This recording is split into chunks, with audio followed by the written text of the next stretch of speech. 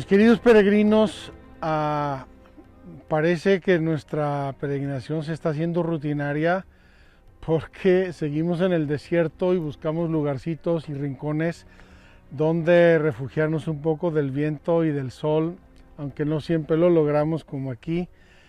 Me parece providencial. Me gustaría que ustedes sintieran en esta presencia del desierto, en este calor, que sintieran y experimentaran lo que fue el Éxodo. No estamos buscando lugares bonitos, simpáticos, no estamos buscando un oasis para refrescarnos. Estamos viviendo el Éxodo, lo estamos experimentando día a día con ustedes y por ustedes. Pues bien, llegamos aquí cerca de Refidim y todavía no llegamos al Sinaí, todavía nos faltan unas jornadas. Llegamos a un lugar importantísimo.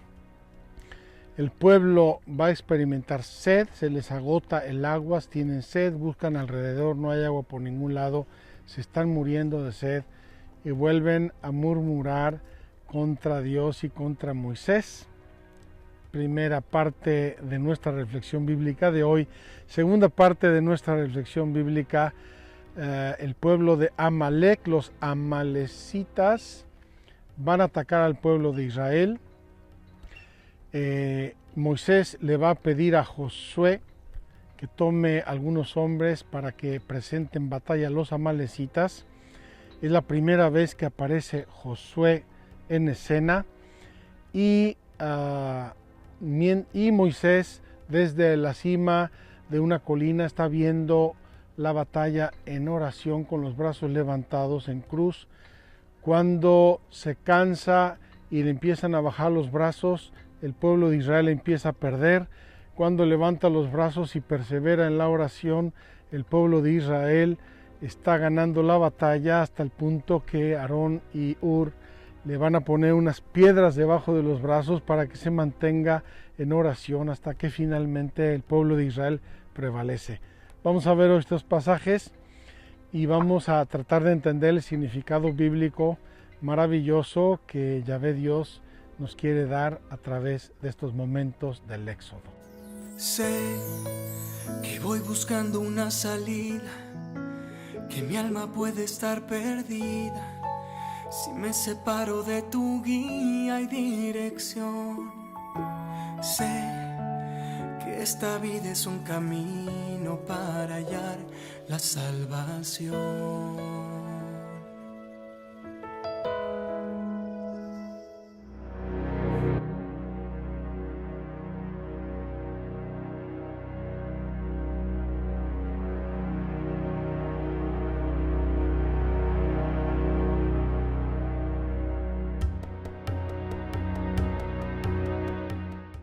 Mis queridos peregrinos, estamos aquí en medio de un desierto tórrido.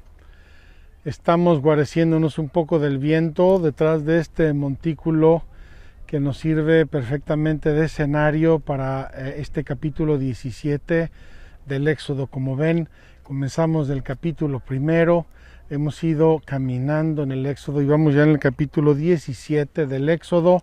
Importantísimo hoy el bastón de Moisés. Vamos a leer el primer pasaje y lo comentamos. Brota agua de la roca. Quiero comentar antes de leer este capítulo que hay dos o tres hechos del Éxodo en los que pasa un hecho similar. Se acaba el agua, está muriéndose de sed y Dios nuestro Señor pide a Moisés que golpee la roca, que hable a la roca, que diga a la roca que que salga agua.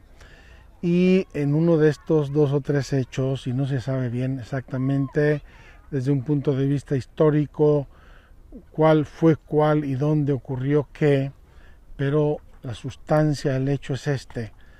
Tienen sed, manda Yahvé a Moisés que hable a la roca para que dé agua, y Moisés no solamente va a hablarle a la roca, sino que la va a golpear dos veces con el bastón, cosa que va a desagradar a Dios, porque fue como una muestra de falta de confianza y de falta de obediencia perfecta en Yahvé. Vamos a leer el pasaje. Capítulo 17. Brota agua de la roca. Toda la comunidad de los israelitas partió del desierto de Sin a la orden de Yahvé para continuar sus jornadas y acamparon en Refidim, donde el pueblo no encontró agua para beber. Moisés diciendo: danos agua para beber. Respondió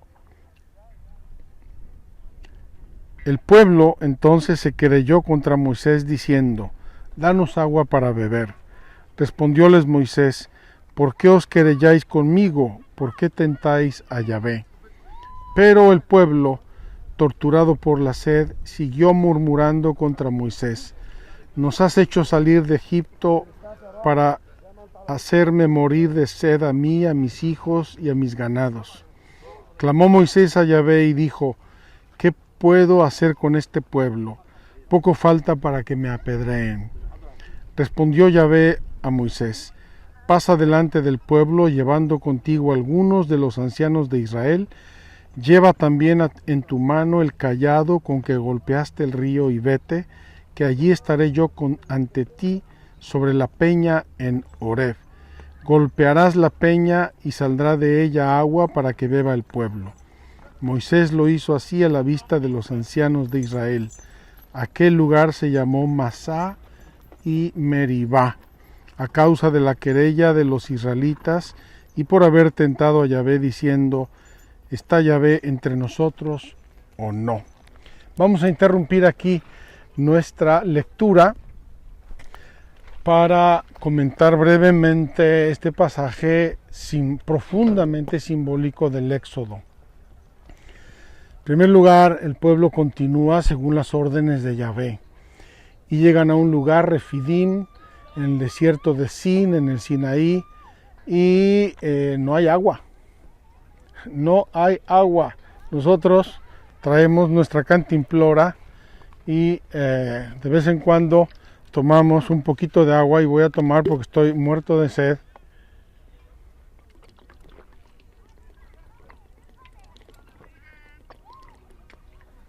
Ya va haciendo mucho calor y mucha sed y estamos aquí en el desierto, pero el pueblo de Israel se moría de sed y empiezan a murmurar contra Yahvé y contra Moisés.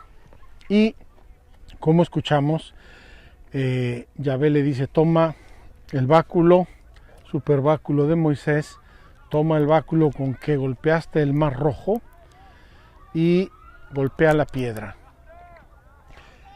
Es una orden bien precisa de Yahvé Dios y seguramente Yahvé quería que hubiera testigos. Moisés tomó a algunos ancianos para que vinieran, para que vieran el hecho, y Moisés golpea la piedra, como le dijo Yahvé, la golpea 2 veces y de la piedra empieza a manar agua a borbotones. Ya me gustaría a mí que con estos golpes manar aquí agua a borbotones, nos refrescaría seguramente y nos quitaría la sed.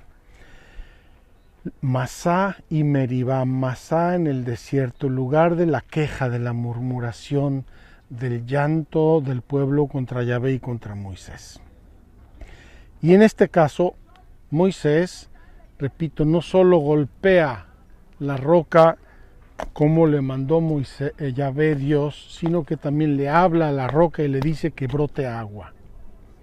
Vamos a tratar de sacar una interpretación para nosotros porque es importantísima. Primero, Dios es el que provee. Dios es el que nos manda y el que nos guía. Dios nos acompaña, Dios provee. Lo que nos pide es fe y obediencia. La fe y la obediencia de Moisés, que se ve probada constantemente, esta murmuración del pueblo: sí, no, ¿por qué? Allá comíamos, allá bebíamos, nos trajiste aquí para morir. Y lo que quiere Moisés y lo que quiere Yahvé es que piensen y sientan y sean conscientes de que es obra de Dios.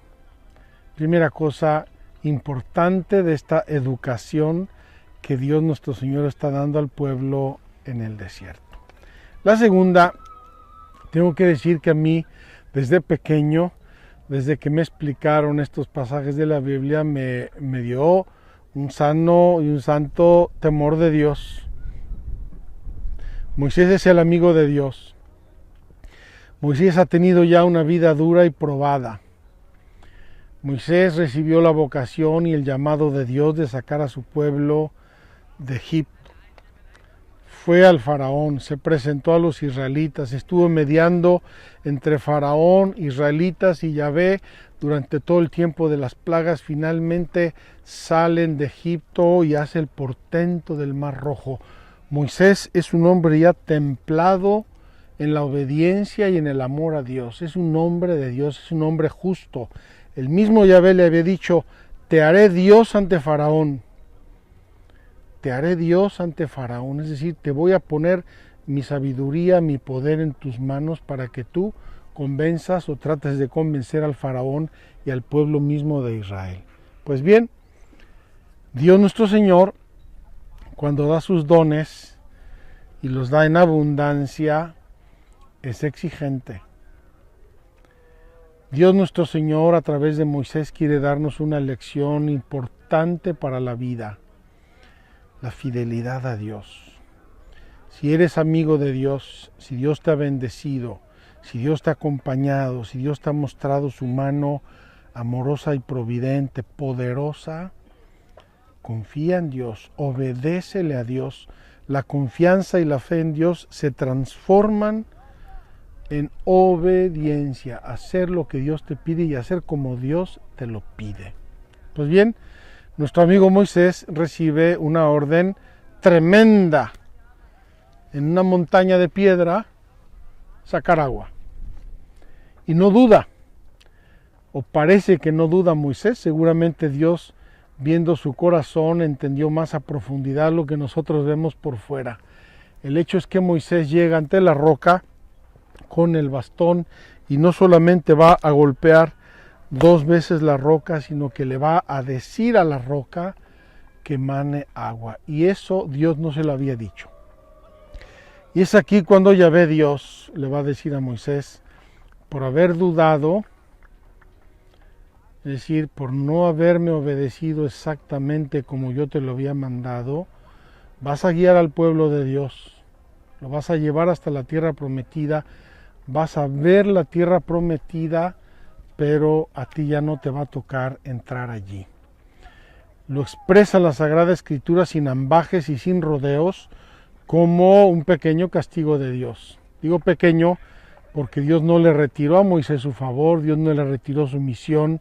Moisés continuó siendo el amigo de Dios. Vamos a ver todavía cuántas obras maravillosas va a realizar Moisés, pero la alegría y el gozo de entrar a la tierra prometida, Dios no se lo dio a Moisés, y quizá eso fue para él una grande purificación en esta vida, para después ir al gozo eterno de Dios. Por eso nosotros celebramos a Moisés como santo.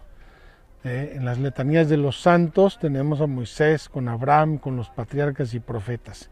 Entonces, Dios nuestro Señor va a purificar esa pequeña duda o grande duda, no lo sabemos, que Moisés tuvo cuando obedeció esta orden de Yahvé. Por otro lado, no se nos olvide el portento de la roca viva en medio del desierto más inhóspito. Moisés, con el bastón que Dios nuestro Señor ya se lo había mostrado reiteradamente, hacer prodigios con ese bastón y con ese mandato de Dios y la autoridad de Dios. Moisés va a sacar agua de la roca. Qué hermoso, queridos hermanos, y qué aleccionador para nosotros cuando a veces no vemos, cuando las evidencias son opuestas, son contrarias, cuando ni la razón ni la previdencia humana nos ayuda a ver cómo ni por dónde confiar en Dios. Dios tiene sus caminos, Dios realiza prodigios, Dios cambia la suerte de los hombres. Dios puede hacer lo que quiera y como quiera, cuando Él quiera. Como ya les he dicho más de alguna vez, cuando Dios quiere algo, se hace. se hace. Esta es la experiencia de Moisés y esta es la experiencia del pueblo de Dios. Pero vamos a dar un paso más, siguiendo con nuestro capítulo 17. Voy a dejar aquí mi bastón, porque si no me va a estorbar. Y quiero leer la segunda parte del capítulo 17, también es un medio párrafo muy interesante. Vinieron los amalecitas y atacaron a Israel en Refidim. Moisés dijo a Josué, primera vez que aparece Josué en las narraciones bíblicas. Moisés dijo a Josué: elígete algunos hombres y sal mañana a combatir contra Amalec. Yo me pondré en la cima del monte con el cayado de Dios en mi mano. Josué cumplió las órdenes de Moisés y salió a combatir contra Amalec. Mientras tanto, Moisés, Aarón y Hur subieron a la cima del monte. Y sucedió que mientras Moisés tenía alzadas las manos, prevalecía Israel, pero cuando las bajaba, prevalecía Amalec. Se le cansaron las manos a Moisés, y entonces ellos tomaron una piedra y se las pusieron debajo. Él se sentó sobre ella, mientras Aarón y Hur le sostenían las manos, uno a un lado y otro al otro, y así resistieron sus manos hasta la puesta del sol. Josué derrotó a Amalec y a su pueblo a filo de espada. Yahvé dijo a Moisés: escribe esto en un libro para que sirva de recuerdo, y haz saber a Josué que yo borré por completo la memoria de Amalec de debajo de los cielos. Después edificó Moisés un altar al que puso por nombre Yahvé Nisí, diciendo: la bandera de Yahvé en la mano. Yahvé está en guerra con Amalec de generación en generación. Termina nuestro capítulo 17 del Éxodo y quiero completar nuestra reflexión de hoy aquí debajo del desierto, donde el sol ya nos está un poco machacando. Vienen los amalecitas con toda razón y con todo derecho, porque Israel está cruzando su territorio y vienen a atacarlo. Moisés dice a Josué: toma hombres, no sabemos cuántos, toma hombres y ve a defendernos contra Amalec. Y dice simplemente: Moisés se subió a la colina de un monte a ver cómo iba la batalla y tenía el bastón de mando, el cetro en su mano, y oraba a Dios por el éxito de la batalla. La batalla continúa, pasan horas, Moisés está agotado, está cansado, hace un sol terrible. Llegan a Aarón y Hur, le ponen una silla para que se siente y ellos le sostienen los brazos. En otro pasaje de la escritura dirá que le ponen también hay unas piedras donde colocar los brazos. Mientras Moisés mantiene los brazos en alto, a Israel vence. Cuando se empieza a cansar y empieza a bajarlos, Israel empieza a perder.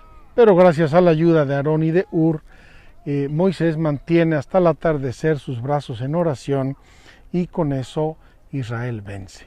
Termina nuestra escritura de hoy, nuestro pasaje, diciendo: dile a Josué, Yahvé le dice a Moisés, dile a Josué que fui yo el que vencí, que no se sienta él el campeón y el héroe, porque fui yo estaba con él, yo fui el que provoqué esa derrota de los amalecitas.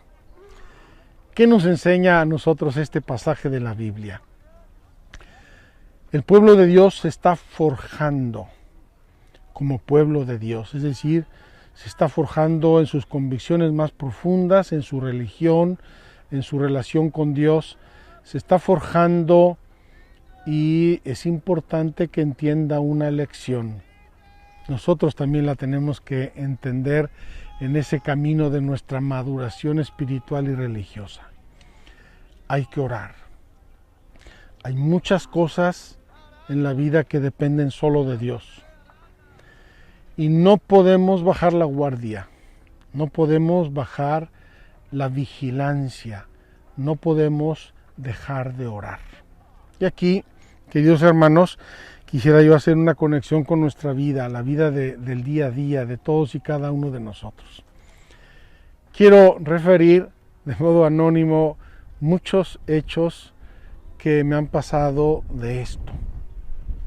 Una muchachita preciosa que tiene un novio, está a punto de casarse, las cosas se tuercen y rompen su relación. Él y ella están hechos polvo. ¿Qué va a pasar? Yo que me tenía tantas ilusiones, yo que había soñado, ya tenía yo el anillo, ya teníamos hasta la casa, teníamos todo y todo se fue al garete. ¿Y ahora qué vamos a hacer?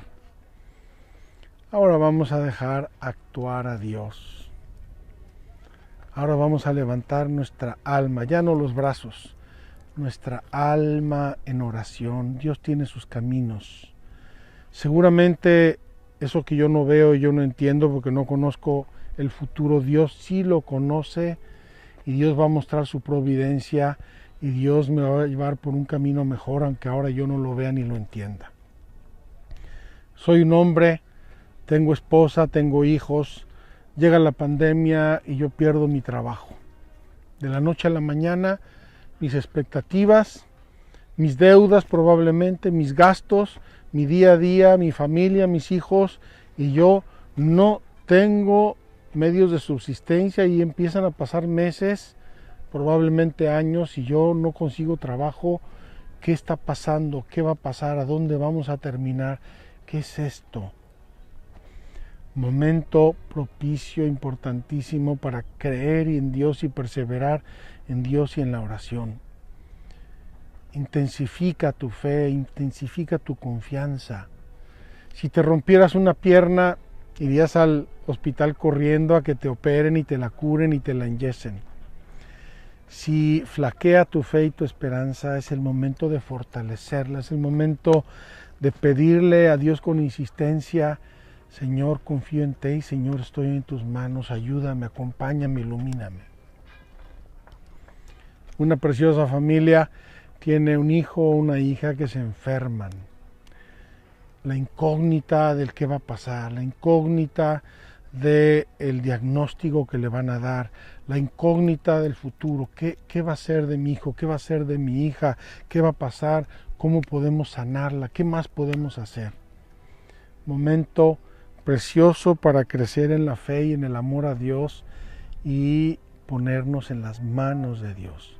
Queridos amigos, no son muchas palabrerías, nos va a decir Jesús en el Evangelio. Nuestro Padre sabe antes de que le pidamos lo que necesitamos. Fe, amor, confianza en su providencia, abandono en su poder. Ciertamente, no quiero decir con esto que tenemos que tener una actitud fideísta, superficial o tonta, ¿verdad? Sino a Dios rogando y con el mazo dando. Eso está clarísimo. A Dios rogando y con el mazo dando, pero a Dios rogando.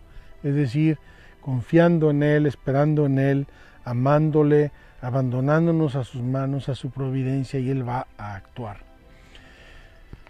Podríamos poner innumerables ejemplos: trabajo, salud, futuro. Quiero hablar ahora de un tema que agobia mucho a muchos peregrinos que me están escuchando, y es el tema de la política y del gobierno y del futuro.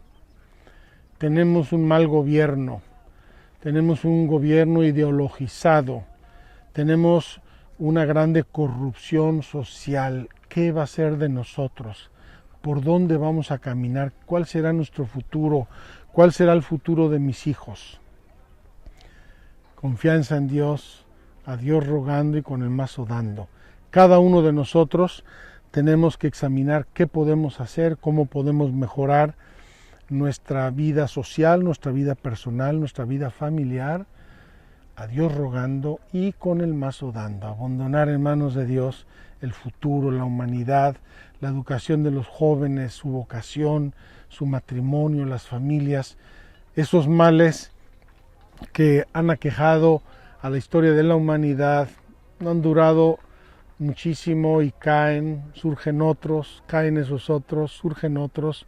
Acuérdense de los dos rieles de la historia de la humanidad, el riel de Dios que nos hace perseverar y madurar, y el riel nuestro que a veces es tan torcido y tan enredado, pero al fin y al cabo agarrado a la providencia de Dios. Me atrevo a hacer una última imagen para terminar hoy nuestra reflexión bíblica en el Éxodo.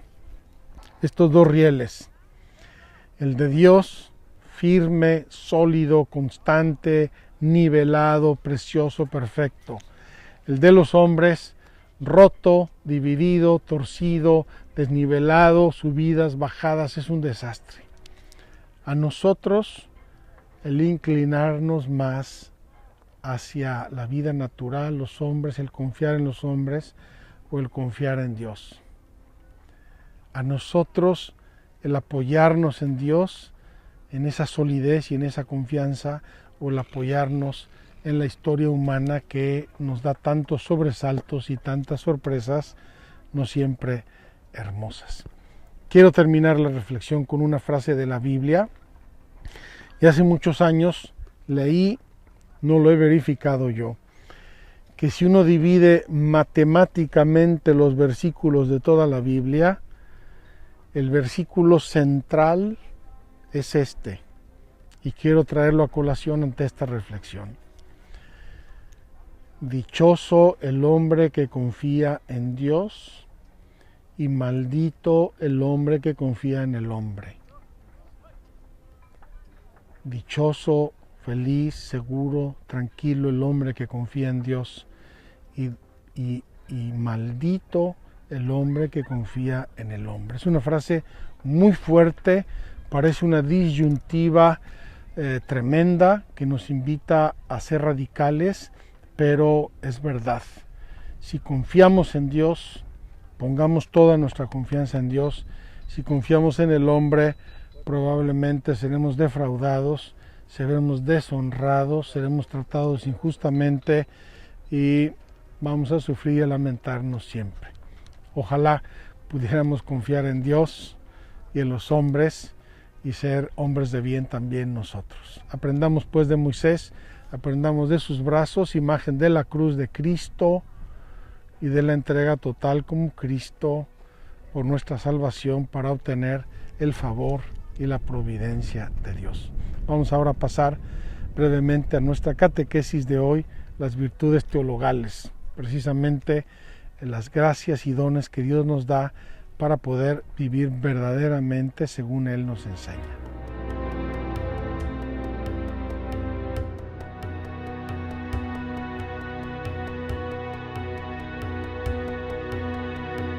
Mis queridos peregrinos, nuestra catequesis de hoy nos lleva, junto con nuestra reflexión providencialmente, al tema de las virtudes teologales. Ya hablamos de las virtudes morales o cardinales. Cardinales vienen de cardo. El cardo es donde se apoyaban las puertas, donde abren y cierran las puertas. El cardo, las importantes, las que sostienen, abren y cierran desde el punto de vista natural. Y virtudes teologales, theos, logos, las virtudes que se refieren a Dios, las virtudes que nos relacionan directamente con Dios y son las virtudes de la fe, la esperanza y la caridad. Como les dije ayer, se embonan.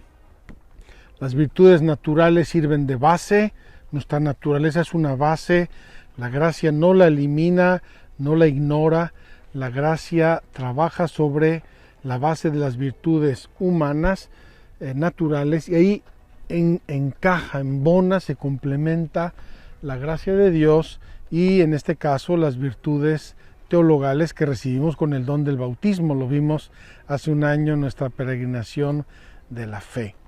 La gracia del bautismo infunde en nuestras almas las virtudes teologales, los dones del Espíritu Santo.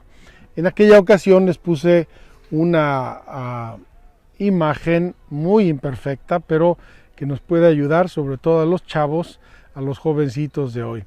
Estas virtudes son como aplicaciones. Así como en el teléfono bajamos apps, aplicaciones y con esas aplicaciones podemos hacer cosas maravillosas. Esas apps son gracias, dones, virtudes. Ya hablamos ayer de lo que era una virtud, un hábito adquirido que se me vuelve como connatural, como que es mío.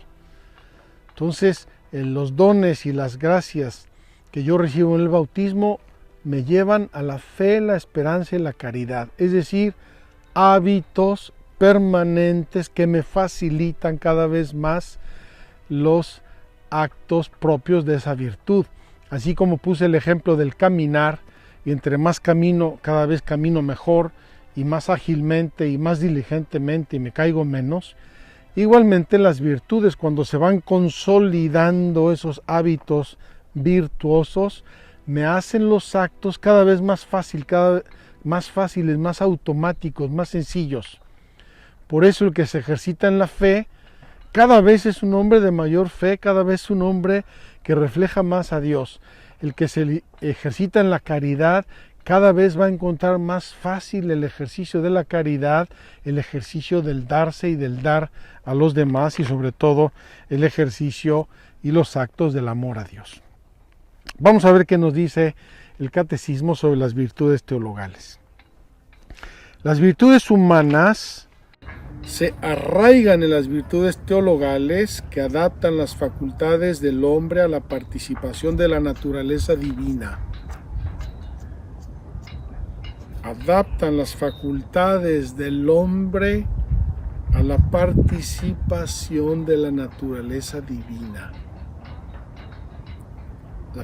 La virtud natural, las virtudes naturales, las facultades del hombre naturales permiten a las virtudes teologales inserirse en el hombre y con eso le hacen participar de la naturaleza divina.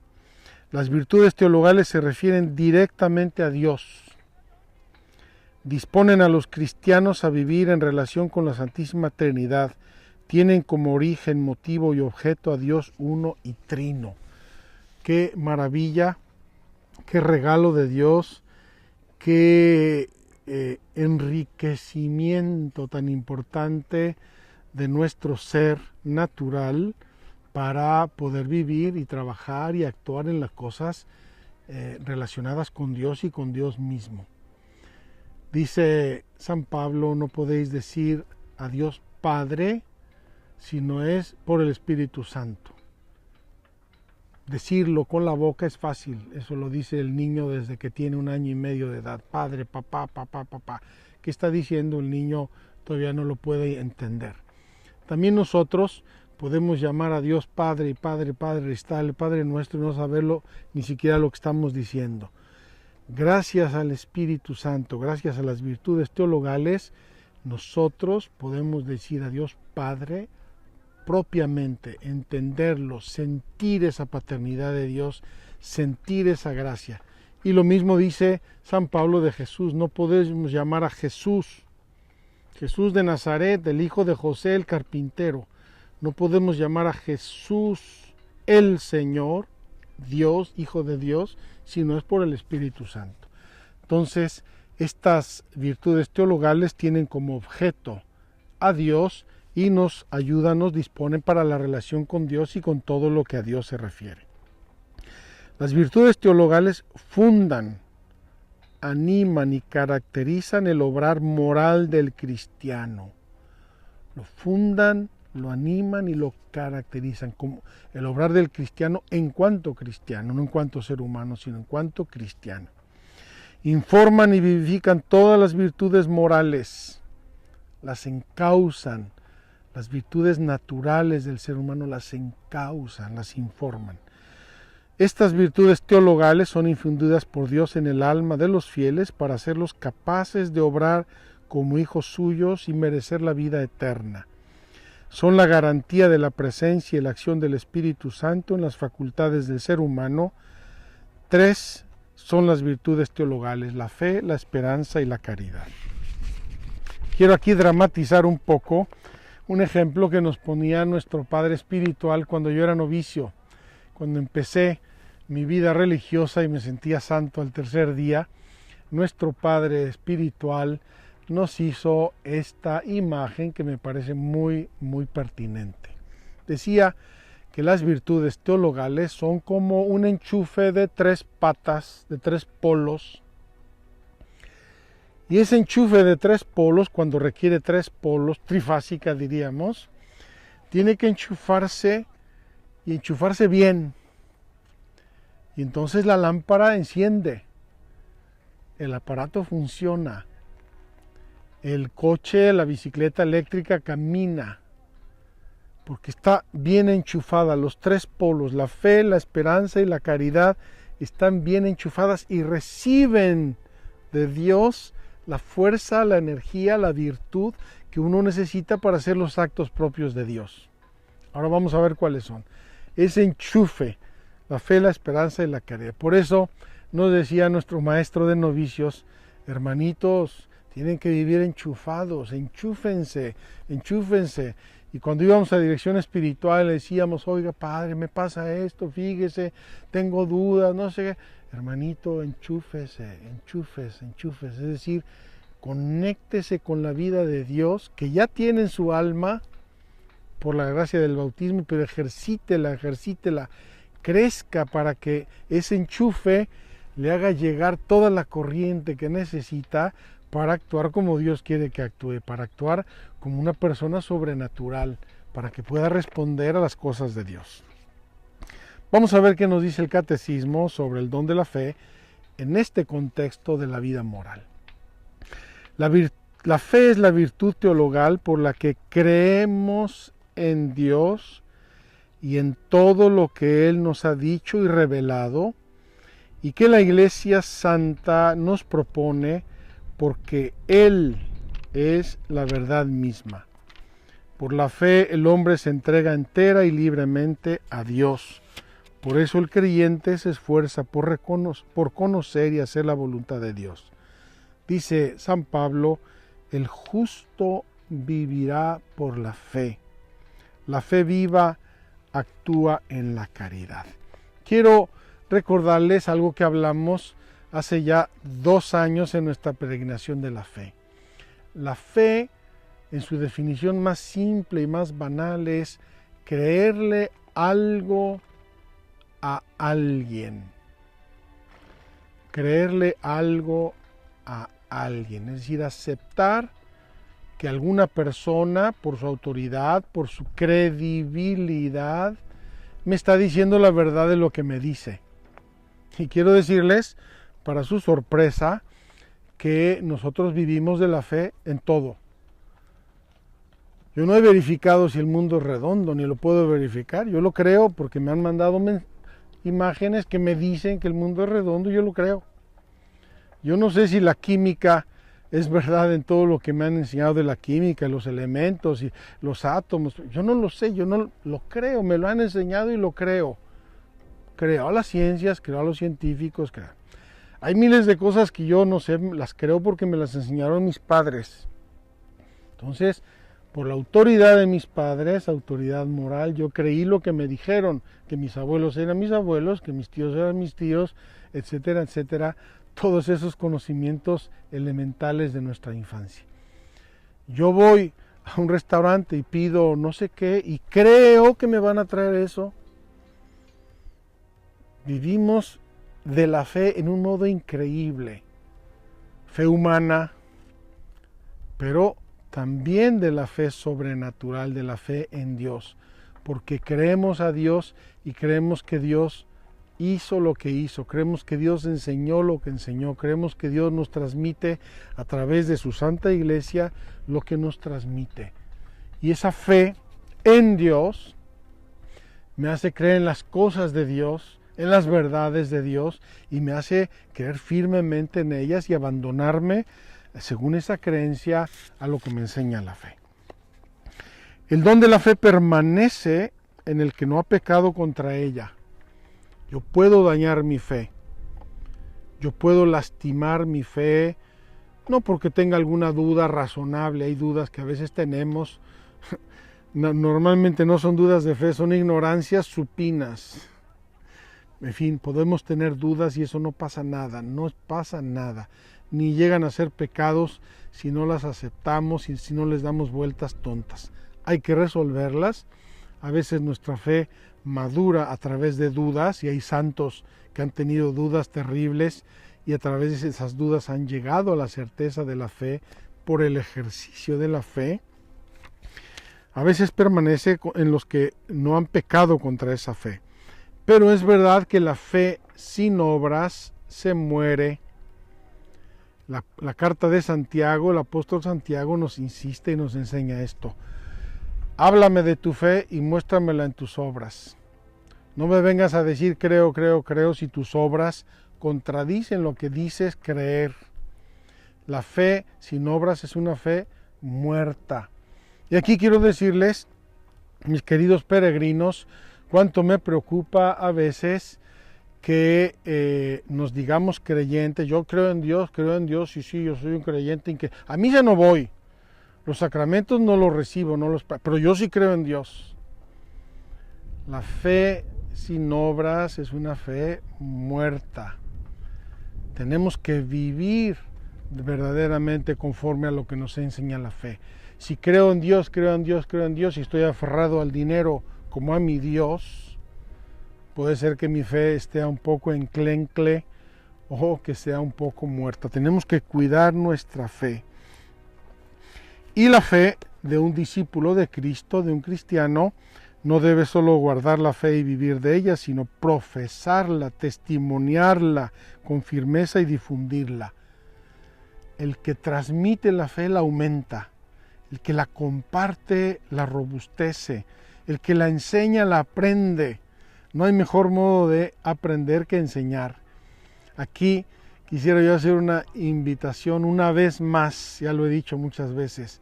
Seamos catequistas, enseñemos a los que no saben, especialmente a los niños, eduquémosles en la fe. Padres de familia, jóvenes, la tarea más bella y más importante que pueden hacer es dibujar en el alma de sus hijos los trazos de Dios, del rostro de Dios. La fe es el regalo más grande que pueden hacerles. Olvídense de coches, regalos, motos, teléfonos. Eso ya vendrá, y si no se lo comprarán ellos. Edúquenles en la fe, transmítanles la fe con su vida, con sus gestos, con sus actitudes. Transmítanle la fe a sus hijos, porque entonces su gran riqueza será Dios. La fe que no se vive y no se transmite es muerta. La fe que se comparte crece y se multiplica. Viene luego la virtud de la esperanza. ¿Qué dice de la esperanza el catecismo? La esperanza es la virtud teologal por la que aspiramos al reino de los cielos y a la vida eterna como felicidad nuestra, poniendo nuestra confianza en las promesas de Cristo y apoyándonos no en nuestras fuerzas, sino en el auxilio de la gracia del Espíritu Santo. Mantengamos firme la confesión de la esperanza, pues fiel es el autor de las promesas. Queridos hermanos, el tender firmemente y determinadamente al cielo siempre es gracias a la virtud de la esperanza. ¿Por qué? Porque en el camino de la vida a veces se nos pierde el horizonte, nos ciega el sol, nos ciegan otras cosas, se nos pierde el horizonte y tenemos que perseverar, tenemos que creer en la bienaventuranza eterna. Yo no me privé de muchas cosas porque soy un tonto o no quiero disfrutarlas como las disfrutan muchos otros. Me he privado de muchas cosas para vivir las virtudes cristianas y humanas y poder alcanzar el cielo, el premio del cielo. La virtud de la esperanza corresponde al anhelo de felicidad puesto en el corazón del hombre por Dios. Ese programa natural con que nacemos todos los seres humanos encuentra en el enchufe de la esperanza la fuerza sobrenatural para querer ser felices, verdadera y ciertamente felices en esta vida y en la otra, y no corretear luciérnagas cuando tenemos al sol que nos da la vida. La esperanza cristiana recoge y perfecciona la esperanza del pueblo elegido, que tiene su origen y su modelo en la esperanza de Abraham, en las promesas de Dios, esperanza colmada en Isaac, el hijo de la promesa, y purificada en las pruebas del sacrificio. Esperando contra toda esperanza, creyó y fue hecho padre de muchas naciones. Abraham creyó en Dios y por esa fe esperó contra lo que no veía, contra lo que no entendía, con lo que era contradictorio. Por eso llegó con el cuchillo a obedecer a Dios y casi a matar a Isaac, cuando Dios le para el brazo y le dice: ahora sé que temes a Dios, ahora sé que crees en mí. Impresionante la esperanza de nuestro padre Abraham. La esperanza cristiana rodea y anima todo el mensaje cristiano. El Evangelio por todas partes nos habla de confiar, de esperar, de perseverar, de luchar, de no desistir, y por eso la esperanza tiene un símbolo que a mí me encanta. Es el ancla. El símbolo de la esperanza cristiana es el ancla. Es ancla que nos mantiene anclados al suelo. Llegan mareas, llegan vientos, llegan tormentas, llegan olas, y yo estoy anclado. Yo les he dicho quizá alguna vez que vi una imagen, una fotografía de un islote en el mar, un islote de roca en el mar, y se ve una ola así inmensa que golpea ese islote, y ese islote queda inconmovible. Está anclado en la esperanza. Finalmente, esa esperanza nos ayuda a esperar la gloria y la salvación eterna. Esa esperanza es el creer que un día vamos a estar en el cielo, unidos a Dios en la eternidad. Nos ayuda a perseverar en las luchas, nos ayuda a tener paciencia, nos ayuda a tener constancia, nos ayuda a perseverar con la esperanza final y definitiva, que es llegar un día a la gloria del cielo, a la eternidad. Termino nuestras reflexiones con la virtud de la caridad. Qué hermoso terminar con la virtud reina, la virtud que perfecciona a todo eso que en el corazón del ser humano llamamos hábitos.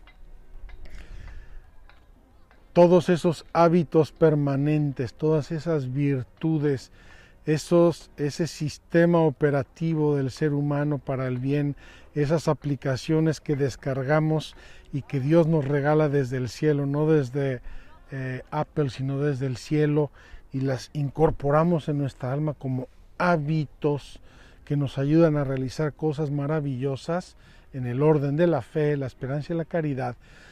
Todo ese conjunto, todo ese mecanismo natural y sobrenatural tiene una virtud reina, la virtud de la caridad, el amor. El amor es nuestra participación más perfecta de la naturaleza de Dios, porque Dios es amor. Vamos a decir que nos enseña el catecismo. La caridad es la virtud teologal por la cual amamos a Dios sobre todas las cosas, por Él mismo, y a nuestro prójimo como a nosotros mismos, por amor a Dios. Queridos hermanos, no hay duda de nada. La caridad abraza nuestra relación con Dios, abraza nuestra relación con el prójimo y abraza nuestra relación con nosotros mismos. Eso es la grande maravilla y la grande riqueza que la caridad nos deja en el corazón. Jesús por eso en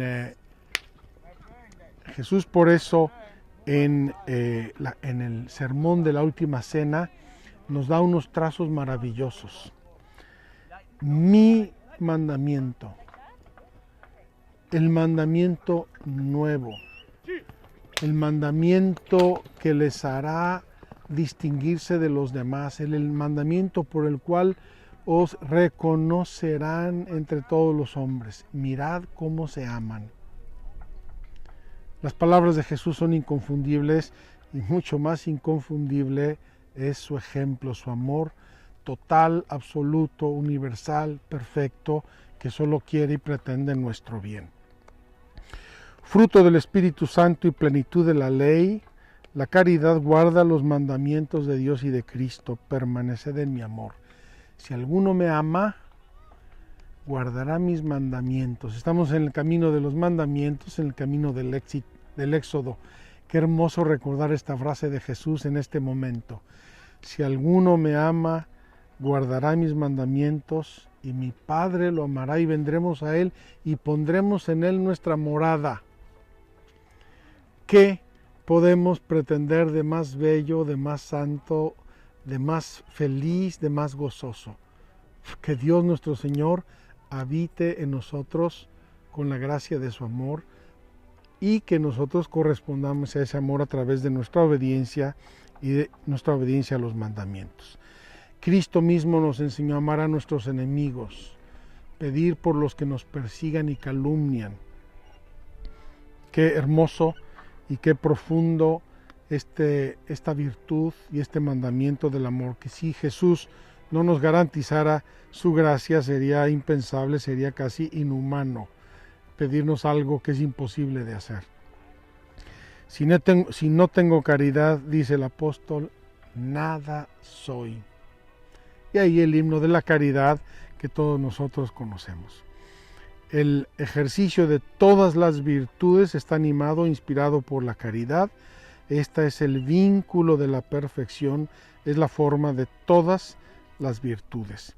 Quiero terminar aquí y decir que la caridad tiene frutos en nuestra alma, y junto con las otras virtudes tiene dones y frutos. Los dones y frutos del Espíritu Santo nos los enumera el Catecismo y los voy a leer simplemente. Sabiduría, inteligencia, consejo, fortaleza, ciencia, piedad, temor de Dios.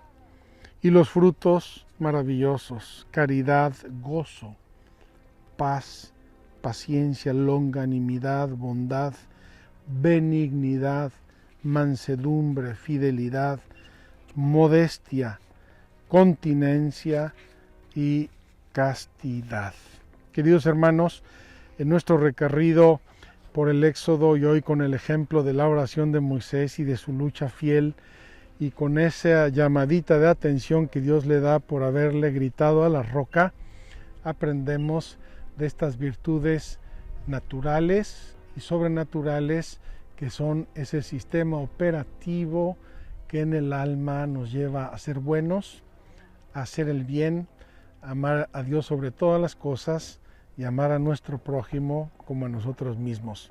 También hoy me he alargado un poco, espero que les guste, que les ayude, que vayan entendiendo el mecanismo de la vida moral del ser humano, y que esto nos prepare para ir al Sinaí. Estamos ya muy cerca, en donde vamos a recibir los mandamientos de la ley de Dios. Nos vemos mañana, seguimos camino del Sinaí, y a ver qué nos depara el Catecismo, la Sagrada Escritura. Mañana pídanle a Dios que sobrevivamos a este calor y a este sol infernales. Que Dios los bendiga. Hasta mañana.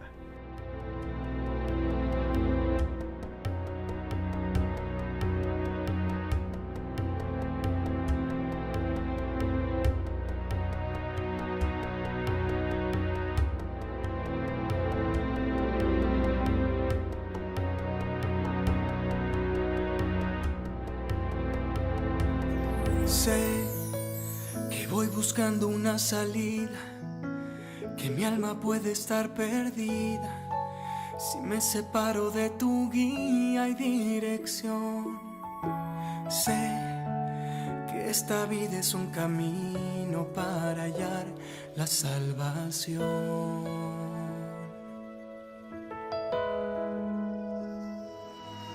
Sé que a veces he perdido el rumbo, que el miedo se hace más profundo, 40 años sin llegar a algún lugar. Sé que aunque yo me haya perdido, tú me vuelves a encontrar.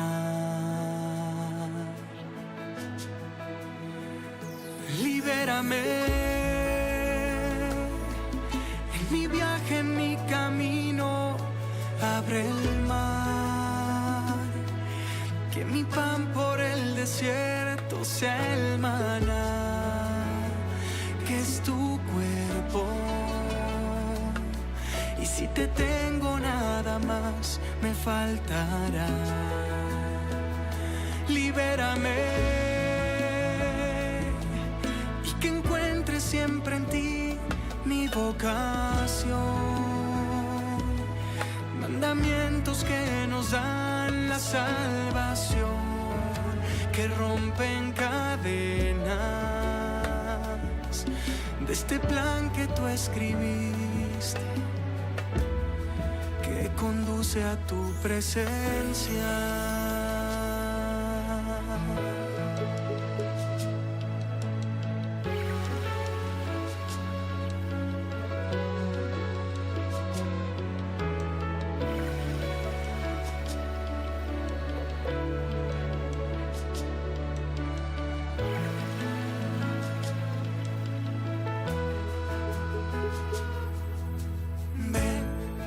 Seamos parte de esta alianza, dejar en Él nuestra confianza y que la fe pueda cambiar tu realidad. No nos toca caminar atados, fui creado para amar.